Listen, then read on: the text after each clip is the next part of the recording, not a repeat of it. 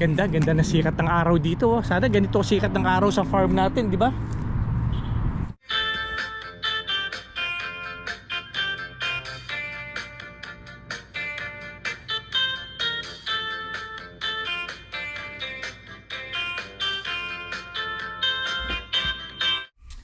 Ayan, magandang araw mga kapanyero. Ito, welcome back po sa ating channel. Nandito na naman tayo ngayon sa Edmonton lang.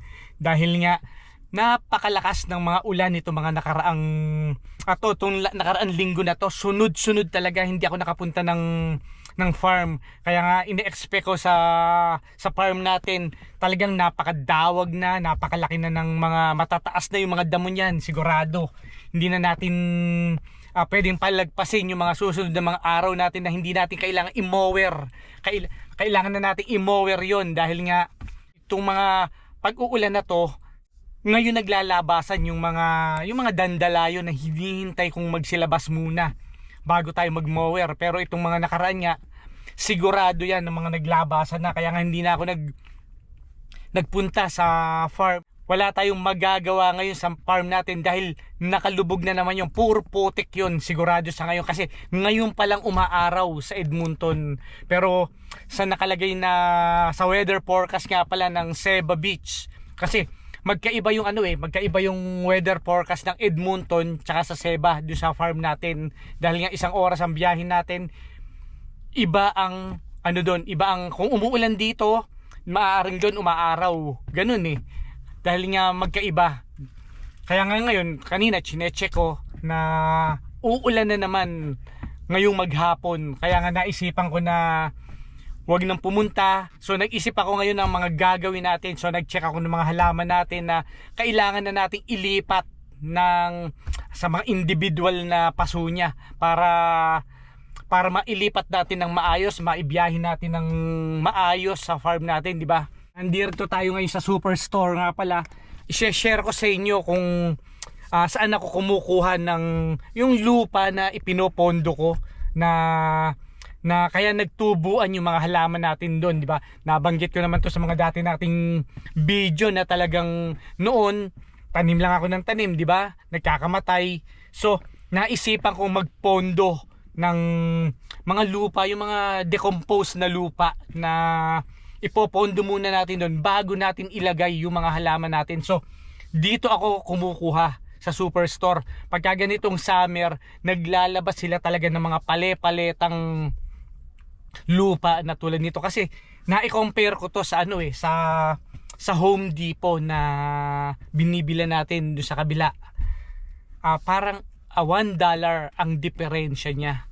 Kaya naisipan kong syempre hindi naman sa $1 nga na diferensya, napakalaki nun kapag ka maramihan ang bibilin mo, di ba? Kasi nga parang sa isang halaman, parang halos isang bag ang naipopondo ko para lang mabuhay yung mga halaman natin doon. Kaya nga naisipan ko na dito na lang makatipid tayo ng konti, maging practical tayo. Pareho lang rin naman decomposition, tsaka garantisado ko na nabuhay yung mga halaman natin. Nakatipid na tayo, nakasigurado pa tayo na nabuhay. Kaya nga ito mga kapanyero, tara i-share ko sa inyo kung saan ako kumukuha ng mga ng mga lupa na iginagamit natin sa farm. Tara yan mga kapanyero. Ito yan, bukas na nga pala sila. Ito yung Superstore Garden Center nila. Ayan no.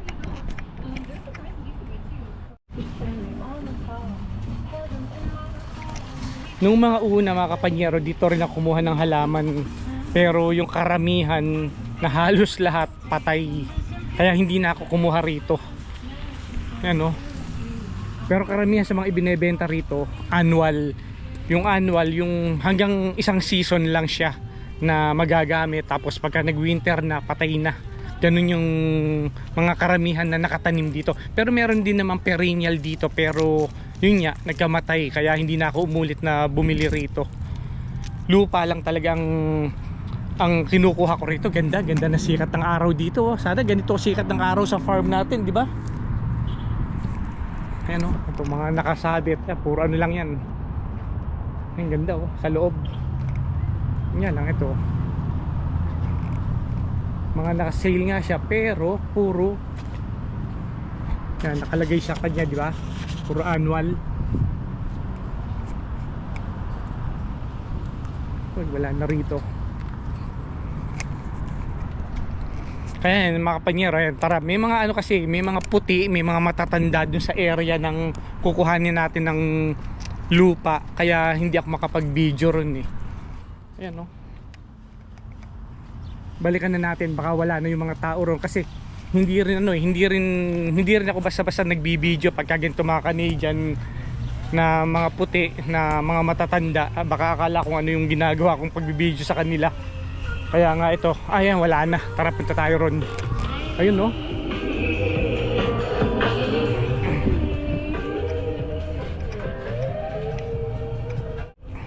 Ito mga kapanyero, i-share ko sa inyo yung mga kinukuha kong lupa. Ayan, no?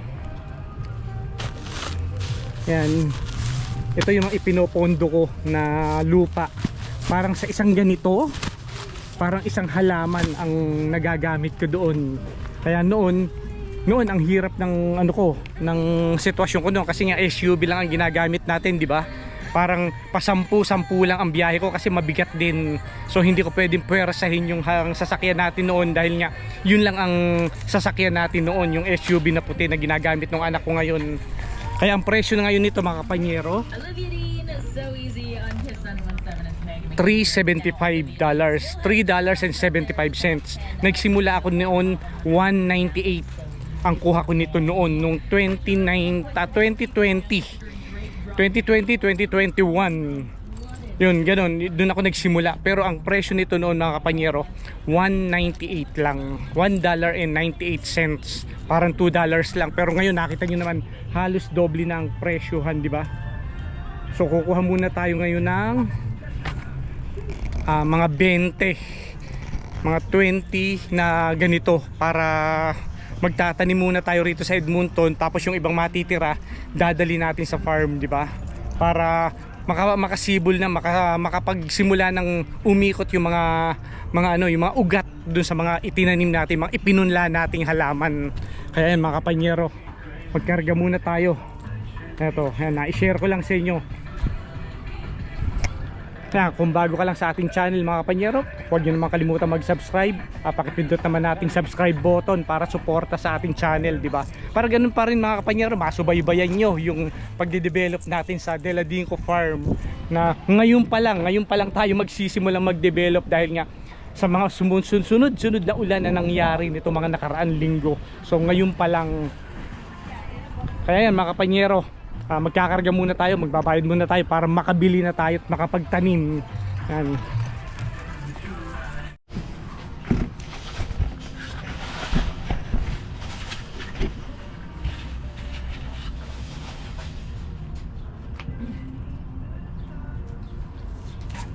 Magkarga muna tayo mga kapanyero para mabigat rin to.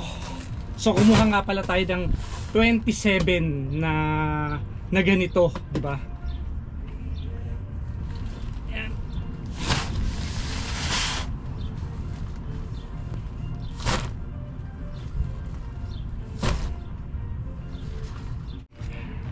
Pagka ganito mga kapanyero, kung kukuha ka ng worth $100 nga pala na ganito, bali may promo pa rin siya na ibibigay sa inyo ang Superstore kasi may mga card tayo na ginagamit na makakatipid ka ng parang 5 bags pa na promo nila. Parang ganun yung computation ko. Kaya nga instead na 20 lang ang kukuhanin natin, ginawa na nating 27 para makakuha tayo ng libre na 5. Parang ganun yung computation. Kaya nga ngayon mga kapanyero, tara magkarga muna tayo. Ito, nadirto na tayo sa truck.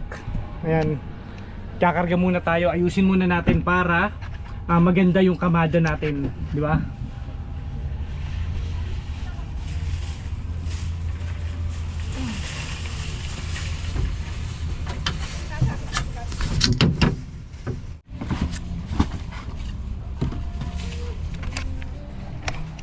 Makikita yung mga kapanyero, yan pa yung mga iba nating gamit. Ito yung panggawa pa natin ng ng screen. Yan, ito yung mga black plastic na ginagamit natin.